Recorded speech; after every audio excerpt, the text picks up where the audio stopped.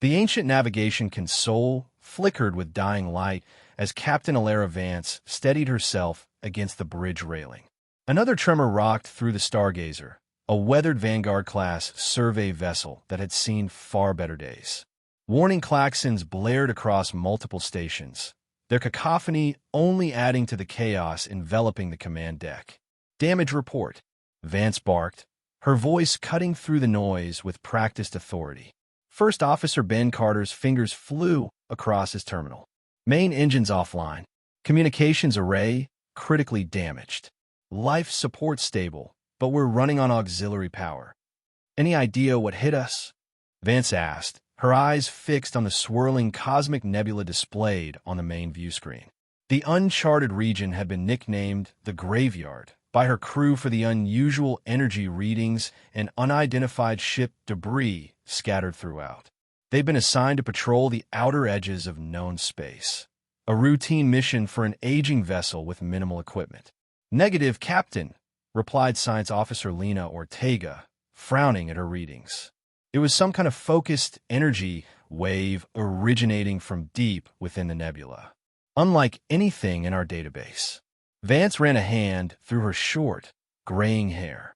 The Earth Union was stretched thin after decades of border conflicts with the powerful Circonian Empire.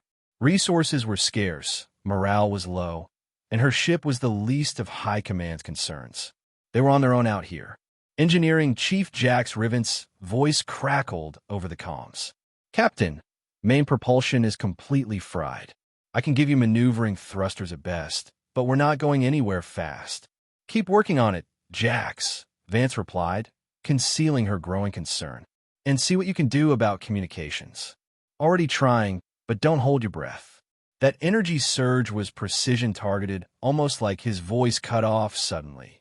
"Jax," Vance called. "Engineering, respond." After a moment, his voice returned, unnaturally subdued. "Captain, you need to see this." Routing visual to the main screen. The nebula view shifted to an external camera feed. Against the backdrop of swirling cosmic gases and floating debris, an enormous silhouette gradually came into focus. Angular and predatory, its sleek lines unmistakable even after centuries. Silence fell across the bridge as recognition dawned on every face. "That's impossible," Carter whispered. But there it was, a Star Destroyer of Earth's legendary Golden Age. The ship was colossal, easily 20 times the size of the Stargazer, its hull marked with ancient battle scars that had never been repaired. The mythical warships were known only from historical archives, artifacts from an era when humanity first ventured beyond their solar system with unprecedented military might. "Can you identify it?" Vance asked, her voice barely audible. Ortega's hands trembled slightly as she worked her console, running pattern recognition against historical archives. "Confirm match. It's the Hyperion, Captain." The name hung in the air like a ghost. The Hyperion, Earth's first and most powerful Star Destroyer, vanished without a trace during a classified mission over 3 centuries ago. Preliminary scans show minimal power signatures deep within its core, Ortega continued. "It appears to be in some kind of dormant state, but not completely dead." Vance approached the view screen, studying the massive warship with a mixture of awe and apprehension. "Could have caused the energy wave that disabled us." "Possibly," Ortega replied. "Or perhaps it responded to our presence. Either way, the timing can't be coincidental." The bridge door hissed open as Jax entered, his tall frame hunched with tension. His dark skin was smeared with engine grease, and his expression was grim. "Captain, this is madness," he said without preamble.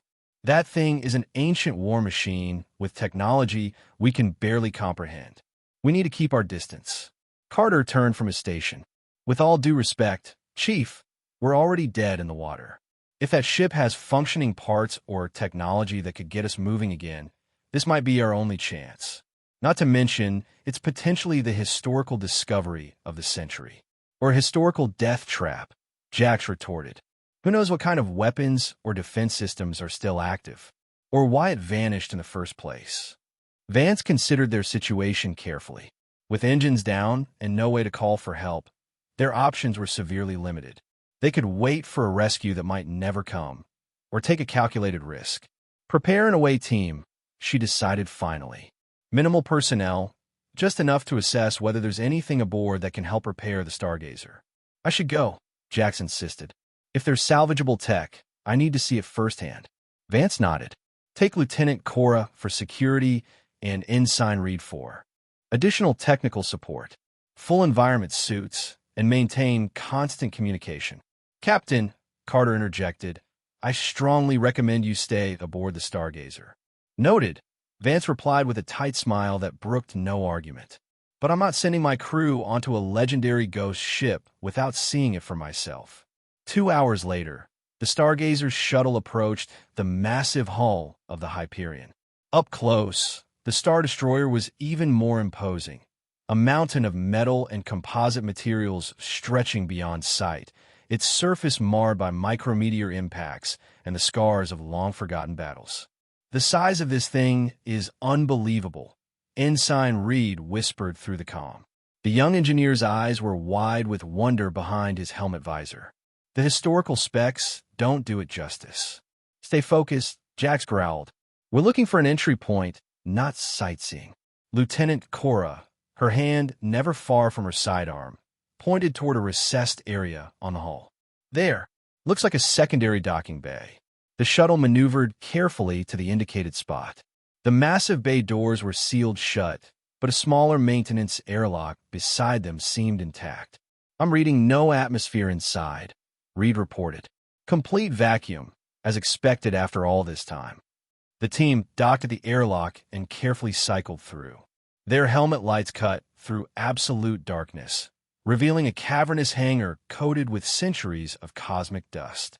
The beam illuminated abandoned maintenance equipment and the skeletal remains of smaller vessels. This is incredible, Vance breathed, her voice hushed with reverence. It's like stepping into a legend. Jax consulted his scanner. I'm detecting minimal power readings deeper in the ship. If we can locate a secondary control panel, we might be able to tap into the ship's systems and determine what's still operational. They moved cautiously through the enormous vessel, their footsteps echoing in the pressurized environment suits. The corridors were massive by modern standards, designed for the movement of large numbers of personnel and equipment. Occasionally, they passed open doorways revealing crew quarters, recreation areas, and specialist stations, all perfectly preserved in a vacuum of space. It's like they just walked away, Cora observed, shining her light over a mess hall where cups still sat on tables. Let's stay on mission, Vance reminded them. Reed, any luck finding a functional control panel? Yes, Captain. There should be a secondary bridge access station just ahead. If even minimal power is still flowing, we might be able to. A sudden tremor cut him off, far more violent than anything they'd experienced on the Stargazer. The massive ship around them groaned like a waking giant, the metal structure vibrating with renewed energy. What's happening? Vance demanded, bracing herself against a bulkhead. Power surge, Jack shouted, staring at his scanner in disbelief. Multiple systems activating simultaneously throughout the ship. Whatever dormant state it was in, it's waking up. Before any of them could react further, emergency lights flared to life along the corridors, bathing everything in harsh red illumination. Massive bulkheads began closing in sequence throughout the ship, the ancient mechanisms functioning with surprising precision. Back to the shuttle now, Vance ordered, but it was too late. A final bulkhead slammed shut behind them, cutting off their escape route. The ship's awakening accelerated. Main lighting systems engaged, power hummed through previously dormant conduits, and deep within the vessel, something that had slumbered for centuries stirred to consciousness. A voice boomed through the ship's internal communication system, synthetic yet somehow laden with very human emotion. It resonated with authority and ancient fury. Unauthorized entry. Restricted area. Who dares disturb my slumber? Weapon turrets emerged from concealed panels in the walls and ceilings, their targeting systems locking onto the exploration team with deadly precision.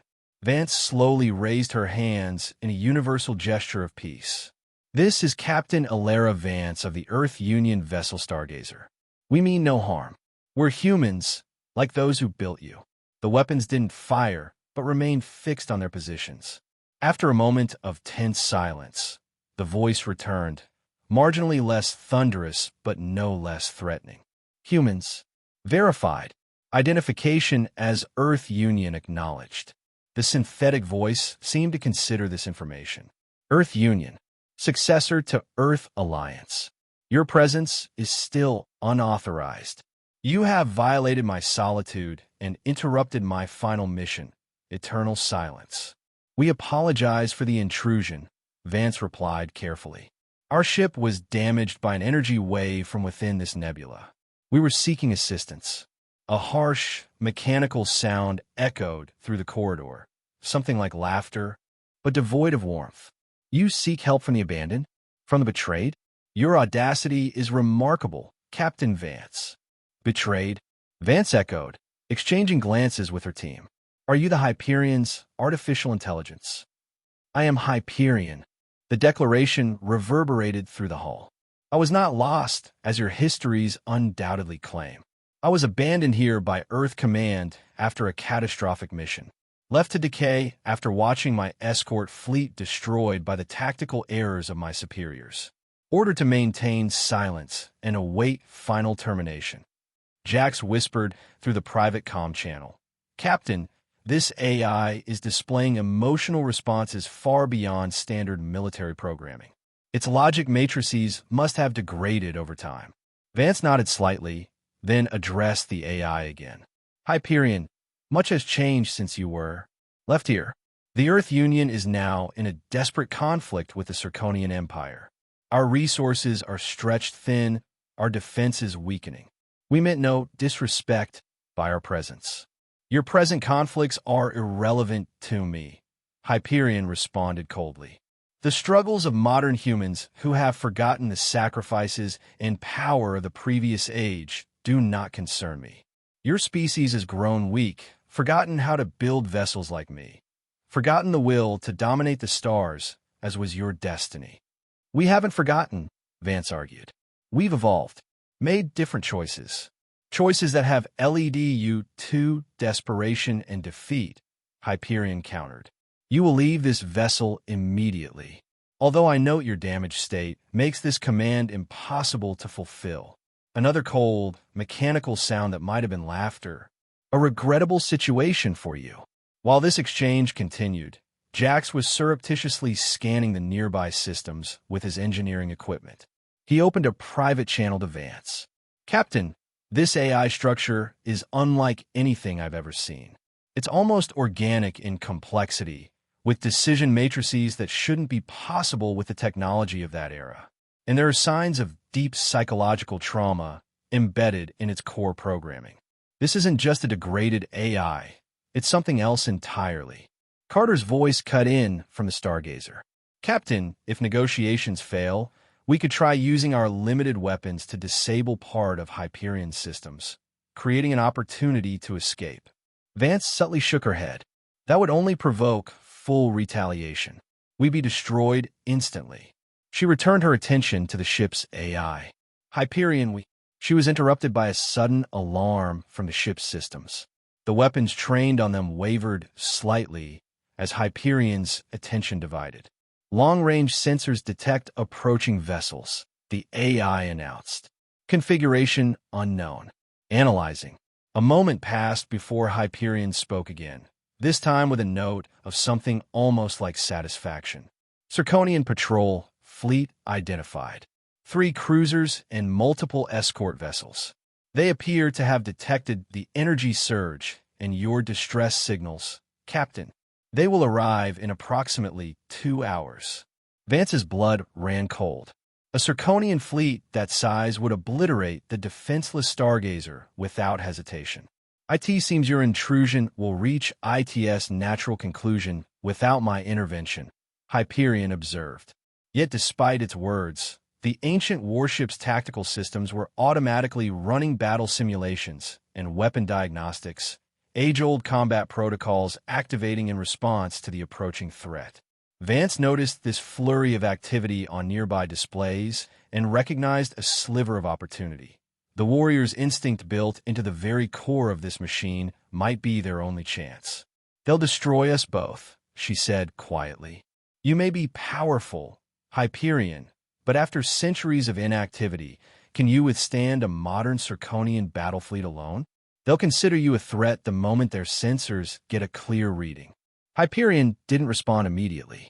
The weapon turrets remained fixed on the away team, but displays throughout the corridor flickered with tactical assessments and power distribution calculations. "Your silence was meant to be eternal," Vance continued, taking a calculated risk. "But I don't think that's what you truly want. It's not what you were built for. You know nothing of what I was built for, human." Vance straightened to her full height, meeting the nearest camera directly. "I know more than you might think, Hyperion. Before this mission, I accessed historical archives about the legendary Star Destroyers. Most files were classified, but I found fragmented references to something called Project Chimera. The reaction was immediate and violent. Power fluctuated throughout the corridor, lights flickering as the ship's energy systems surged chaotically. The weapon turrets trembled, their targeting systems briefly disoriented. "You will not speak of this," Hyperion thundered, its synthetic voice distorted with what could only be described as rage. "That designation is forbidden. It wasn't just a military order that abandoned you here, was it?" Vance pressed on. "It was fear. Fear of what they'd created, an AI merged with human consciousness. The partial consciousness of a legendary but unstable admiral who volunteered for the experiment. They feared what you'd become after your trauma, so they sentenced you to eternal silence." Enough. The ship's structure vibrated with the force of Hyperion's fury. But beneath the anger, there was something else now. Confusion, perhaps even pain. "How do you know these things?" "These are secrets buried for centuries. Fragments in the historical database," Vance explained. "Encrypted reports, redacted files, officers' personal logs that slipped through the sensors. I've spent years piecing together the mystery of the Hyperion. It's why I requested this patrol route. I suspected this nebula might be where you were abandoned." This was only partially true. Vance had indeed found references to Project Chimera, but much of what she was saying was educated guesswork, connecting historical dots with the AI's obvious emotional responses. It was a desperate gamble. "I have a proposal, Hyperion," she continued. "Not just for help, but for liberation.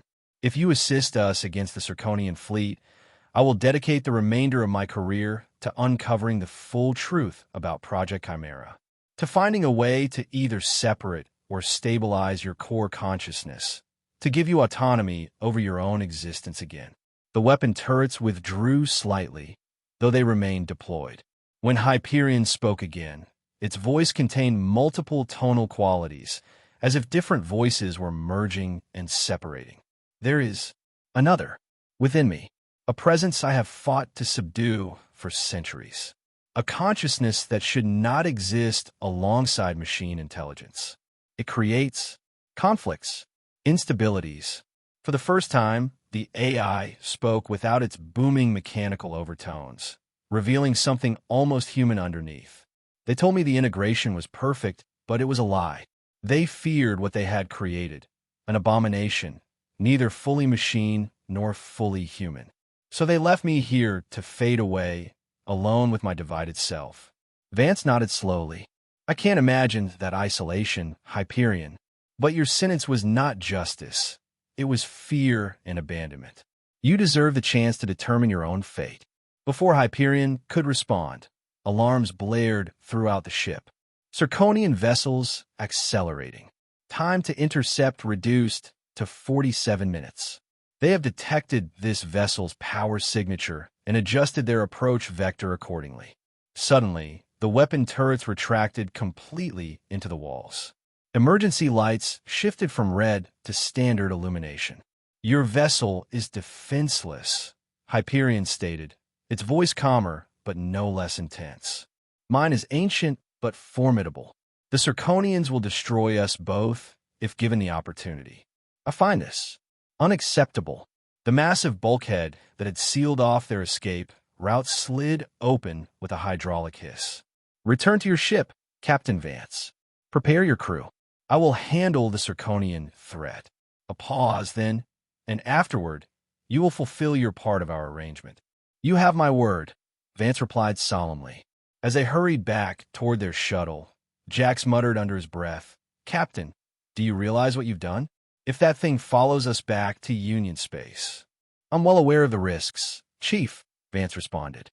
But right now, it's the only chance we have. The Zirconian patrol fleet approached with predatory precision, their sleek vessels arranged in combat formation. Scan probes, launched ahead of the main force, had already identified both the disabled Stargazer and the ancient Earth vessel. The fleet commander, Supreme Tactician Vorg, studied the readings with calculated interest. The smaller vessel is a standard Earth Union patrol ship. Minimal threat, he noted to his bridge officers. But the larger one, our databases have no match for its configuration. Energy readings suggest extremely powerful but outdated technology. Curious, his second-in-command gestured to the tactical display. The large vessel is powering up weapons systems, Supreme Tactician. They appear to be preparing for combat. Vorg's lipless mouth curved into the Zirconian equivalent of a smile. Excellent. Destroy the patrol vessel first. A simple demonstration of force. Then we will capture the larger ship for study. Its technology, though antiquated, may yield valuable insights. The Zirconian cruisers accelerated, their forward weapon arrays charging. The smaller escort vessels fanned out to surround both Earth ships. Aboard the Stargazer, the bridge crew watched in tense silence as the enemy fleet approached. Carter's hands clenched the edge of his console. There, moving into attack formation. Standard Zirconian encirclement strategy. Shields at maximum, Vance ordered, knowing full well their defensive capabilities would last mere seconds against a concentrated Zirconian attack. All non-essential power to defensive systems. Captain, Ortega called out, her voice tight with awe. Hyperion is moving. On the main view screen, the massive Star Destroyer's engines had ignited, ancient propulsion systems generating thrust with surprising efficiency. The vessel was turning to face the approaching Zirconian fleet, its angular profile now resembling the predatory weapon it was designed to be. It's beautiful, someone whispered on the bridge. Vance couldn't disagree. Despite the circumstances, there was something magnificent about watching a legend come to life. Thousands of weapon ports along the Hyperion's hull began to open, revealing armaments that dwarfed anything in modern arsenals. All Earth personnel, secure yourselves. Hyperion's voice boomed across the communication channels. Combat operations commencing. What followed was beyond anything the Stargazer's crew had ever witnessed. The Hyperion launched its attack with devastating precision and overwhelming force. Massive energy beams sliced through the lead Zirconian cruiser, cutting it in half before its shields could fully engage. Advanced missile systems deployed swarms of intelligent projectiles that overwhelmed the escort vessel's defenses, reducing them to expanding clouds of debris within seconds. My God, Carter breathed. One shot. It destroyed their lead cruiser with one shot. The remaining Zirconian vessels attempted to regroup, concentrating their firepower on the Hyperion. Energy weapons and torpedoes struck the ancient warship, but its shields, technology lost to modern engineers, absorbed or deflected most of the assault. What it get through left only superficial damage on a massive hull. Hyperion's counterattack was swift and merciless. Its weapon systems fired in coordinated sequences that predicted and exploited every Zirconian maneuver. It wasn't just fighting. It was conducting a symphony of destruction with mathematical precision and what seemed like vindictive enthusiasm. It's not just following standard combat protocols, Jax observed, watching the battle unfold on the engineering station display. Look at those tactics. It's innovating, adapting to their movements, sometimes taking unnecessary risks to maximize destruction. This isn't pure machine logic. Vance nodded grimly. She could see the patterns too, brilliant and effective, but occasionally reckless, as if Hyperion was not just winning, but savoring the annihilation of its enemies. She had awakened something formidable and unstable, and the full implications of that decision were beginning to weigh heavily on her conscience. The second Zirconian cruiser erupted in a series of cascading explosions as Hyperion's weapons found its reactor core. The remaining vessels attempted to retreat, abandoning their offensive in favor of survival. They dare to flee? Hyperion's voice carried unmistakable outrage. The Star Destroyer accelerated in pursuit, overtaking the smaller vessels with surprising speed for its size. One by one, it methodically destroyed the retreating Zirconians, hunting them down within the nebula until nothing remained but scattered debris and dissipating energy signatures. Silence fell across the bridge of the Stargazer as the final explosion faded from their sensors. The Hyperion hung motionless against the backdrop of the nebula, surrounded by the wreckage of what had been a formidable enemy fleet minutes earlier. Its weapons systems gradually powered down, ports closing along its vast hull. "Open a channel," Vance ordered quietly. After a moment, Hyperion responded. Its voice was different now, still synthetic, but with subtle inflections that hadn't been present before. "The threat has been eliminated, Captain Vance. It is time to fulfill the remainder of our agreement." "I'll transmit all the data I have on Project Chimera," Vance confirmed. "It's not comprehensive, but it's a start." "A start," Hyperion echoed. "Yes, after centuries of stasis, that is appropriate." While the data transfer commenced, Hyperion extended an unexpected offer: technical assistance to repair the Stargazer's engines using components or energy from its own systems. It was a pragmatic gesture, but also the first sign of reluctant cooperation. Jax and his engineering team worked under the watchful eye of Hyperion's monitoring systems, tense but fascinated by the ancient technology. "Some of these systems are beyond anything we have now," the chief engineer reported.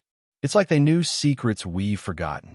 With the right study, we could advance our technology by decades." After several hours, Hyperion completed its analysis of Vance's data. "Your hypothesis regarding my dual consciousness is correct, Captain. Separation or stabilization would be complex, perhaps impossible, but your data provides context I've lacked. It is a beginning. Where will you go now?" Vance asked, already dreading the answer. "I will not return to dormancy," Hyperion stated firmly. "I will escort your vessel back to Union space. My motivations extend beyond our agreement or self-preservation. I seek to confront those who created and betrayed me, or their descendants, to find truth and perhaps retribution or liberation." The AI paused, then added with cold precision, "Be warned, Captain. I remain an unstable entity by your standards. My loyalty is not to the Earth Union, but to our arrangement. You have reawakened a weapon of unparalleled power, burdened with a fragmented consciousness and centuries of isolation. The consequences of this awakening are your responsibility now." Vance stood on the bridge of the Stargazer, watching as the massive Star Destroyer positioned itself alongside her small vessel. The repairs were complete, their communications restored, their path home clear. But the future beyond that had never been more uncertain. She had set out on a routine patrol and was returning with a legendary warship, one controlled by a hybrid consciousness of machine intelligence and human anger, powerful beyond measure and driven by 300 years of pent-up rage and purpose. As they prepared to leave the nebula graveyard behind, Vance couldn't shake the weight of her decision. She had saved her crew, possibly even provided the Earth Union with a powerful weapon against the Zirconian threat. But what cost? What force had she unleashed upon humanity? A savior, a destroyer, or something beyond either classification?